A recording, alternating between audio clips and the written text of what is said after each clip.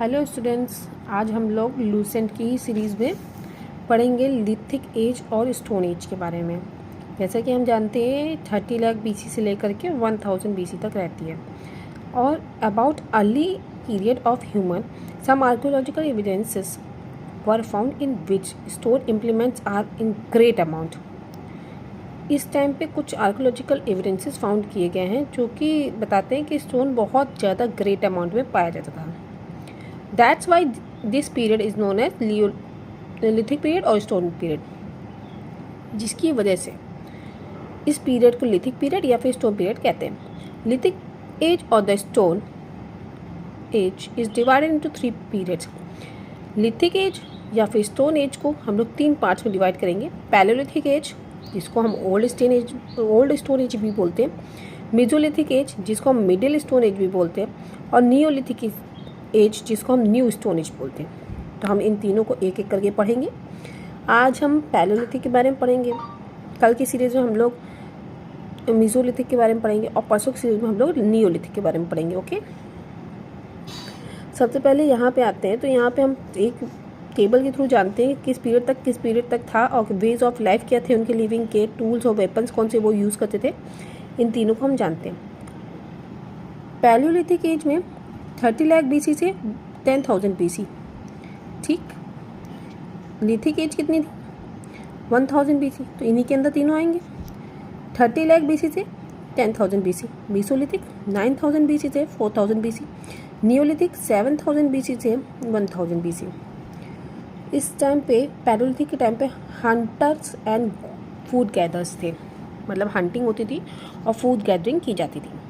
और उसके बाद मेसोलिथिक के टाइम पे हंटर्स एंड हर्डर्स थे, मतलब कि हंट भी करते थे और हर्डरिंग भी करते थे, और फूड प्रोड्यूसर थे नियोलिथिक में, ठीक है। वो लोग फूड प्रोड्यूस करते थे, मतलब क्रॉपिंग शुरू हो गई थी। फिर उसके बाद अगर हम लोग आते हैं कि इन लोगों ने टूल्स और वेपन्स कौन कौन से यूज़ करे थे, तो पैलेयोलिथिक में chopper, chopping, hand axe, cleaver, flake tools, blade tools, ये सब यूज़ हुए थे। और मेसोलिथिक में माइक्रोलिथिक इम्प्लीमेंट्स हुए थे, मतलब थोड़े छोटे हो गए थे। और नियोलिथिक में पॉलिश्ड इम्प्लीमेंट्स हुए थे, मतलब कि थोड़े से आगे से केवल नुकीले, बाकी पूरे टूल नुकीले नहीं थे। ये मैं भी आपको बाद में बताऊंगी कैसे, और आगे इनकी कैरेक्टरिस्टिक्स पढ़ेंगे हम इन तीनों सेक्शंस के बारे में डिटेल में, ठीक है। तो हम लोग पैलेयोलिथिक एज के बारे में आते हैं। पैलेयोलिथिक और स्टोन एज क्या होती है, ठीक। जैसा कि हम देख पा रहे हैं कि लिखा है पैलेयोलिथिक एज या फिर स्टोन एज 30 लाख बीसी से लेकर के 10,000 बीसी तक होती है। और जो ये पैलेयोलिथिक शब्द है, ये 2 ग्रीक वर्ड के कॉम्बिनेशन से मिलकर बना हुआ है, पैलियो और लिथिक। पैलियो का मतलब होता है ओल्ड और लिथिक का मतलब होता है स्टोन, इसलिए पैलेयोलिथिक एज की मीनिंग हुई old stone age. Okay, in India, the credit of systematic discovery of Paleolithic archaeological material goes to Robert Bruce Foote। इन्होंने ही पहले इंडिया में पैलेयोलिथिक एज की डिस्कवरीज की थी, मतलब जो आर्कियोलॉजिकल एविडेंसेस पाए गए वो इनके द्वारा ही खोजे गए हैं। ये एक जियोलॉजिस्ट थे of the geographical survey of India के, जो कि इस्टेब्लिश की गई थी 1851 में। इन्होंने डिस्कवर किया था पैलेयोलिथिक इम्प्लीमेंट्स जैसे कि hand axe in a gravel pit of Pallavaram in Chingleput district of Tamil Nadu state. ये इम्पॉर्टेंट है, कौन सा गांव था, कहाँ पे था और कब किया गया, ये तीनों चीज़ें इम्पॉर्टेंट है। इसी वजह से आरबी फूट को father of pre historical archaeology कहा जाता है इंडिया में, ठीक। ये भी आपको इम्पोर्टेंट है याद रखने के लिए, ठीक। जो मैं अंडरलाइन कर रही हूँ वो आपके याद रखने के लिए इम्पॉर्टेंट है। जब आप रिवीजन करेंगे दोबारा में तो आप केवल उन्हें को पढ़ेंगे। और उसके बाद in 1982 Arun Sonakia, a geologist in palaeontology division of the geological survey of India, discovered a woman skull from हंथोरा। इन्होंने डिस्कवर किया वुमेन स्कल को, कहाँ से? हथनोरा से। Discovered a woman skull from Hathnora. ये जो हथनोरा प्लेस है ये नर्मदा रिवर वैली जो है उसके किनारे स्थित डिस्ट्रिक्ट होशंगाबाद डिस्ट्रिक्ट के पास मध्य प्रदेश में है। ठीक है, ये भी आपको याद रखना है। This is an important achievement because due to the India is placed on the global map of finding sites of the hominid fossils. According to Arun Sunakia, this human skull belongs to the category of Homo erectus. Homo erectus, आपको Homo erectus के बारे में बताते हैं कि Homo erectus क्या होता है, लेकिन ये जो कैटेगरी में जो इसके लिए इन्होंने फाइंड किया था वो Homo erectus की कैटेगरी में आता है। ठीक है, जैसे कि आप लोग देख पा रहे हैं Homo erectus जो होता है वो ये देखिए लिखा है होमो इरेक्टस 30 लाख BC से लेकर के 1 लाख BC तक था। ठीक है, अर्लीस्ट विप्ड ह्यूमन, ये एवोल्यूशन के थ्रू एक ह्यूमन का प्रकार होता है। ठीक है, होमो इरेक्टस। Palaeolithic human life. अब पैलेलिथिक में ह्यूमन लाइफ कैसी होती थी, फूड वो लोग क्या खाते थे और अपनी बॉडी को कैसे कवर करते थे और फूड क्या कंज्यूम करते थे और डिस्पोजल कैसे होता था उनकी डेथ के बाद, और ड्वेलिंग मतलब रहते कहाँ थे। ठीक है, तो सबसे पहले फूड क्या खाते थे। The life of the palaeolithic people was totally primitive. They largely depended on the hunting and nature given things. वो हंटिंग और नेचर गिवन थिंग्स के ऊपर ज़्यादातर डिपेंड करते थे। Their food was meat, fruit और रूट। वो मेनली मीट खाते थे, फ्रूट खाते थे या फिर रूट खाते थे। They did not know how to grow grain and vegetables. उनको नहीं पता था कि ग्रेन और वेजिटेबल्स वो कैसे ग्रो करें। Their food was not cooked and their clothes not sewn. उनका फूड ना ही कुकड होता था ना ही उनके कपड़े सिले हुए होते थे। दे हैड नो हाउसेज, और उनके पास कोई भी घर भी नहीं होते थे। Since they were not familiar with the use of fire they ate raw meat flesh. जैसे कि वो लोग फैमिलियर नहीं थे फायर से भी, तो वो लोग रॉ मीट को हीट करने के तौर पे यूज़ करते थे। रॉ मीट खाने के तौर पे यूज़ करते थे। After a long period some time between 2 lakh BC to 1 lakh BC they discovers the fire. लगभग 2 लाख BC से लेकर के 1 लाख BC तक में उन्होंने फायर की खोज कर ली थी। और डिस्कवरी या फिर इनोवेशन ऑफ फायर जो है वो कैसे हुई थी, एक्सीडेंटली तौर पे हुई थी, ये लिखा हुआ है। क्योंकि वो लोग 2 क्वार्ट्ज के पत्थरों को रब कर रहे थे, उनकी स्ट्राइकिंग से स्पार्क निकला जो टच कर गया ड्राई लीव्स में, तो वो ब्रस्ट इनटू द फ्लेम, तो वो फ्लेम में कन्वर्ट हो गया। और यहाँ से उन्होंने सीखा कि फायर कैसे मतलब बनाई या फिर लगाई जाती है। Now with the help of the fire they were in the position to cook fleshes. और फायर की हेल्प से वो लोग अब फ्लैशेस, जो मीट अभी तक वो लोग रॉ खा रहे थे, उनको अब कुक करके खाने में सक्षम हो गए थे, जो कि एनिमल्स की होती थी। And to keep predators animals away from their shelter और प्लेसेस ऑफ रेस्ट। और जो जंगली जानवर होते थे उनको अपने शेल्टर से दूर रखने के लिए भी फायर का यूज़ वो लोग करने लगे थे। इसलिए जो फायर की डिस्कवरी थी उससे बहुत सारे सिग्निफिकेंट डिफरेंसेस आए मैन की लिविंग में, और ये डिस्कवरी एक बहुत बड़ा रोल प्ले करती है। ठीक है, अब हम जानते हैं कि वो लोग कवर करने के लिए कौन से क्लॉथ्स का यूज़ करते थे। Covering the body clothes. Primitive man had little care about the clothes. जैसे कि उन लोगों के पास ज़्यादा कपड़े पहनने का तरीका नहीं था, ना ही वो लोग ज़्यादा समझते थे कि कपड़े क्या होते हैं, ना ही उनको पहनना प्रेफर करते थे। When the winter was warm, little clothing was required. जब गर्म होता था, समर होता था, तब वो लोग छोटे छोटे कपड़े पहन लेते थे। और they use to take shelter in the cave. वो जब समर होता था वो लोग छोटे छोटे कपड़े पहन लेते थे। When the weather was warm, they used to yes short clothes. In the rainy and the winter season, they wrapped the skin of the animals. और बरसात और ठंडी के मौसम में वो जो जानवर वो लोग खाते थे उन्हीं की खालों को लपेट के, या फिर बाग्स, ट्री की बाग्स को, या फिर बड़े बड़े जो पत्ते होते थे उनको अपनी बॉडी में लपेट करके उनके कपड़े बना लेते थे। ड्वेलिंग मतलब उनके रहने का ठिकाना। They had no certain dwelling places and use to live as wanderers. उनके पास कोई एक पर्टिकुलर प्लेस नहीं होती थी, वो लोग इधर उधर कहीं भी ठिकाना बना के रह लेते थे। When in need they use to take shelter in the caves. जब उन्हें लगता था कि हाँ हमें कहीं रहने की ज़रूरत है तो वो लोग गुफाओं में, फॉरेस्ट लीफी ब्रांचेस, फॉरेस्ट में या फिर लीफी ब्रांचेस जो बड़ी बड़ी ट्रीज़ की होती थी उनके नीचे भी रह लेते थे। जैसे कि एक केव है बीम बेट का, वहाँ पे आज भी इनकी पेंटिंग्स पाई जाती हैं, जो कि बताता है कि ये पेंटिंग पैलियोलिथिक पीरियड की है। ठीक है, अब जानते हैं वो लोग खाने के तौर पे क्या यूज़ करते थे।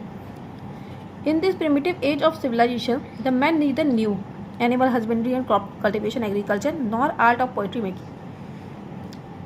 जब पैलियोलिथिक एज थी तब इंसान को ये नहीं पता था कि कैसे कल्टीवेट किया जाएगा या फिर कैसे एनिमल हस्बेंड्री मतलब जो जानवरों को पाला जाता है वो कैसे करा जाता है, ना ही वो लोग पोइट्री की आर्ट को जानते थे। तो उस समय के जो मैन होते थे वो फूड गैदर करते थे और वहीं से अपनी फूड सप्लाई को पूरा करते थे। कहाँ से? नेचर से। If couldn't become food producer yet, और उस टाइम पे वो फूड प्रोड्यूसर नहीं बन पाए थे। ठीक है, जैसे कि man of this age were mainly known as Negritos. ये बात आप याद रखिएगा, निग्रोटोरेस बोलते हैं इनको। जो मैन उस टाइम के होते थे उनको निग्रोटोरेस बोलते थे। हम जानते हैं कि जैसे जो लोगों की डेथ हो जाती थी उनको डिकम्पोज कैसे करते थे ये लोग। वो अनअवेयर थे फ्यूनरल से, जो आजकल फ्यूनरल्स होती हैं उनसे अनअवेयर थे, इसलिए वो जो डेड पर्सन था उसको खुले स्पेस में छोड़ देते थे और उनको ईट कर लिया जाता था, eaten away by the birds and animals, और बर्ड्स एंड एनिमल्स के द्वारा ईट कर लिया जाता था। बस इतना होता था उस समय का। पैलियोलिथिक इम्प्लीमेंट्स के बारे में हम पढ़ेंगे। स्टोन के इम्प्लीमेंट्स में हम डिफरेंसेस जब जानते हैं तो वही हम डिफरेंसेस इसमें पढ़ते हैं। जैसे कि तीन डिफरेंट एजेस आती हैं, जैसे पहला लोअर और अर्लियर पैलियोलिथिक एज, दूसरा मिडिल पैलियोलिथिक एज और तीसरा अपर एंड लेटर पैलियोलिथिक एज। अब ये देखिए, ये टेबल में बताया जा रहा है तीनों एजों के बारे में, इनके टाइम पीरियड के बारे में और कैसे कैसे टूल इनमें इम्प्लीमेंट्स किए गए। लोअर और अर्ली पैलियोलिथिक एज ये 30 लाख BC से लेकर 1 लाख BC तक थी। इसमें चॉपर्स और चॉपिंग के से रिलेटेड या फिर हैंड एक्स और क्लेवर के को भी इन्वेंट किया गया था। Middle palaeolithic age 1 lakh BC से 40,000 BC तक थी। इसमें फ्लैक्स का इम्प्लीमेंट किया गया था। अपर लेटर और लेट पैलियोलिथिक एज में 40,000 BC से लेकर 10,000 BC तक इसमें फ्लैक्स और ब्लेड्स का इम्प्लीमेंटेशन किया गया था। हम लोग जानते हैं लोअर अर्लियर या फिर अर्ली पैलियोलिथिक एज के बारे में, जिसका टाइम पीरियड है 30 लाख BC से लेकर 1 लाख BC तक। Lower palaeolithic people use quartzite, a type of stone, and the other stone to make and implement tools and weapons. Quartzite का यूज़ ज़्यादा करते थे, इसी के द्वारा फायर भी डिस्कवर की गई थी, और भी बहुत सारे स्टोन का यूज़ करते थे टूल्स और वेपन्स को बनाने के लिए। On the basis of the implement type and spread region, the culture of the lower Paleolithic period are divided into the two parts. Chopper और द चॉपिंग पेबल कल्चर, जिसे हम लोग सोहन कल्चर भी बोलते हैं, या फिर हैंड एक्स कल्चर, जिसे हम लोग मदर रशियन कल्चर भी बोलते हैं। Chopper chopping payable culture. सबसे पहले पेबल वर्ड को समझिए। पेबल जो छोटे छोटे पत्थर होते हैं, पानी में पाए जाते हैं, गोल गोल, जो बहुत सॉफ्ट होते हैं और ज़्यादा नुकीले टाइप के नहीं होते, चमकदार होते हैं, उन्हें हम लोग पेबल कहते हैं। The implement of this culture were first found in the Sohan river valley of the West Bengal Pakistan. ये जो कल्चर है इसका एविडेंस सबसे पहले पाया गया था सोहन रिवर वैली में, जो कि इस समय वेस्ट पंजाब की तरफ है और इस समय पाकिस्तान में इसका एरिया आ गया है, इसीलिए हम लोग इसे सोहन कल्चर कहते हैं। देखिए यहाँ पर पेबल का मतलब भी बताया गया। A piece of rock whose edges had been become smooth and shiny due to the friction from flow of water. जो फ्लो ऑफ वाटर की फ्रिक्शन के द्वारा बहुत शाइनी और स्मूथ हो जाते हैं जो रॉक्स, उन्हें हम लोग पेबल कहते हैं। चॉपर क्या होते हैं? जिनमें एक एज होता है, नुकीले होते हैं एक तरफ से। Bifacial pebble, double edges pebble, sorry, unifacial pebbles, chopper. Unifacial pebbles and single edged pebble made by the chipping of the pebble to make a single edge. बताया था ना आपको, एक तरफ से नुकीले होते हैं पत्थर. और बाईफेशियल पेबल्स चॉपिंग होते हैं. Bifacial pebbles double edged pebble जो दो तरफ से नुकीले होते हैं उन्हें हम लोग चॉपिंग कहते हैं. हैंड एक्स कल्चर जानते हैं. The implement of this culture were first found in Brahmadurai and Attirampakkam of Madras में. ब्रह्मादुरई और अतिरम्पक्कम में पाए गए थे, जो कि मद्रास में है, इसलिए इसको हम लोग मद्रासियन कल्चर कहते हैं. देखिए यहाँ पे हैंड एक्स बता रहा है कि हैंड एक्स क्या होता है. हैंड एक्स वो इंस्ट्रूमेंट होता है जो ऊपर से थिक होता है, नीचे से थिन होता है, और उसको मेनली कटिंग या टीयरिंग के लिए यूज़ करा जाता है. उसे हम हैंड एक्स कहते हैं. क्लीवर क्या होता है? क्लीवर वो टूल होता है जिससे हम ट्रीज़ की बार्क को या फिर एनिमल स्किन को हम लोग टीयर करते हैं या फिर स्प्लिट करते हैं, हटाते हैं. स्क्रैपर क्या होता है? स्क्रैपर मतलब बार्क और स्किन को तराशने के लिए जो यूज़ करते हैं उसे हम स्क्रैपर कहते हैं. अब कुछ साइट्स हैं यहाँ पे स्टेट वाइज डिस्क्रिप्शन दे रखा है उनका, जो लोअर अर्लियर और अर्ली पैलियोलिथिक साइट्स हैं. इन्हें जब आप 2-3 बार पढ़ेंगे तो आपको ऑलरेडी दिमाग में बैठ जाएंगी. चलिए एक बार ही हमारे साथ पढ़ते हैं. देखिए पंजाब, पाकिस्तान में भी कुछ है इनमें से. सोहन वैली, जैसे कि पहले हम लोग पाकिस्तान पंजाब को समझते हैं. सोहन वैली है जो पिंडी ग्रेब में है. अदियाल, सोहन वैली के आसपास के ये आर्कियोलॉजिकल साइट्स हैं.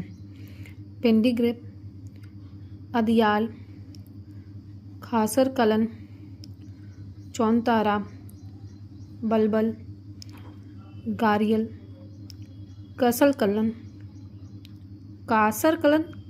कलन, रीवात, औरंगजेब, मोरगा और पोतवार. ठीक है, ये हुए सोहन वैली के आसपास हैं. कश्मीर में लीदर रिवर वैली है, वहाँ पे पहलगाम है. वहाँ पे पहलगाम तो आप लोगों को याद रहेगा, ये अर्ली पैलियोलिथिक साइट है. हिमाचल प्रदेश में व्यास वनगंगा रिवर वैली है. व्यास वनगंगा रिवर वैली है जिसके आसपास है गूलर, देहरा, गलियादा, कंजरा और सिरसा. रिवर वैली के पास है नलग्रह.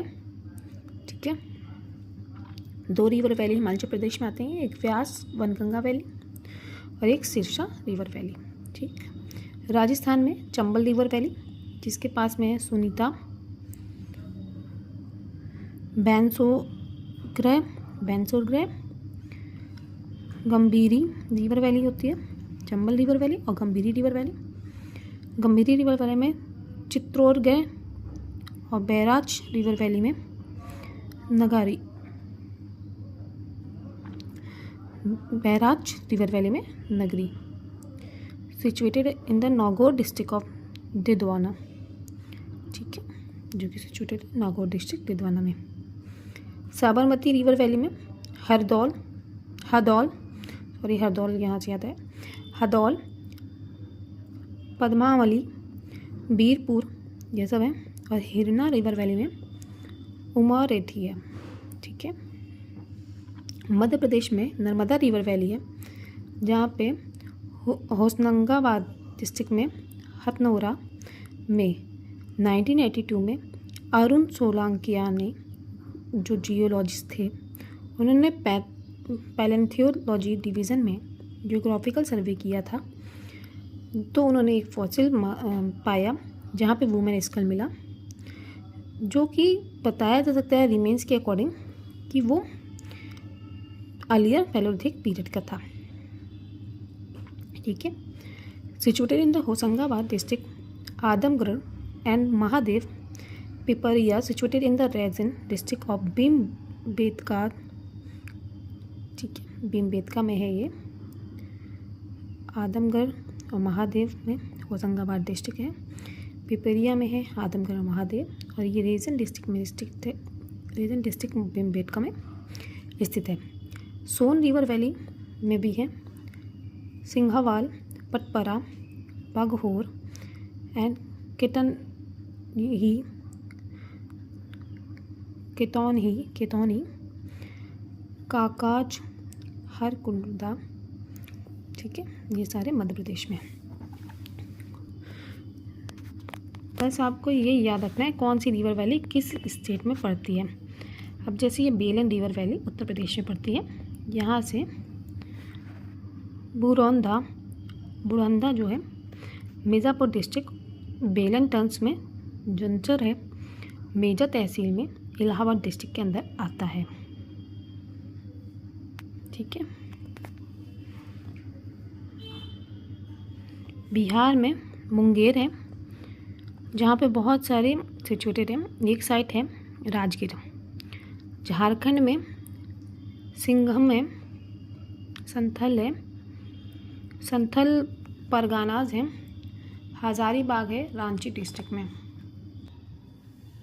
झारखंड में वेरियस साइट्स हैं, जैसे सिंघम है, संथल परगानाज है, हजारीबाग है, रांची डिस्ट्रिक्ट है।